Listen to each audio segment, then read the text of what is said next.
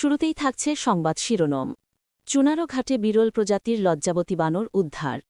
শেখ ইমন আহমেদ হবিগঞ্জ প্রতিনিধির পাঠানো তথ্যচিত্রে থাকছে বিস্তারিত। সঠিক সংবাদ, সচ্ছল বার্তা। ডেইলি দেশবার্তা নিউজ.com।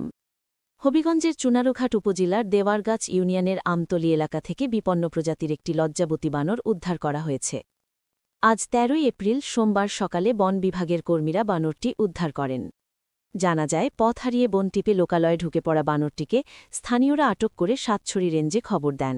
পরে বন বিভাগের কর্মী সুমন বিশ্বাস দ্রুত ঘটনাস্থলে পৌঁছে বানরটি উদ্ধার করেন। উদ্ধার করা বানরটির বয়স আনুমানিক ৬ থেকে ৭ মাস, অর্থাৎ এটি একটি বাচ্চা বানর।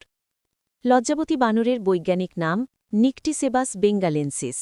আন্তর্জাতিক প্রকৃতি ও প্রাকৃতিক সম্পদ সংরক্ষণ সংঘ IUCN-এর লাল তালিকায় এ প্রাণীটিকে বিপন্ন শ্রেণীতে অন্তর্ভুক্ত করা হয়েছে, যা এর বিলুপ্তির ঝুঁকির ইঙ্গিত বহন করে। নিশাচর এই প্রাণী সাধারণত চট্টগ্রাম ও সিলেট বিভাগের বনাঞ্চলে দেখা যায়।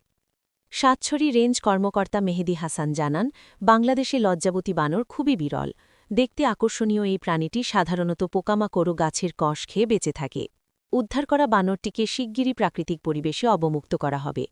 চুনারুঘাট বন্যপ্রাণী ও বৈচিত্র্য রক্ষা কমিটির সাধারণ সম্পাদক ও সংবাদকর্মী আব্দুল জাহির মিয়া বলেন, ছোট আকৃতির এই সুন্দর প্রাণীটি গাছের ডালে বসবাস করে।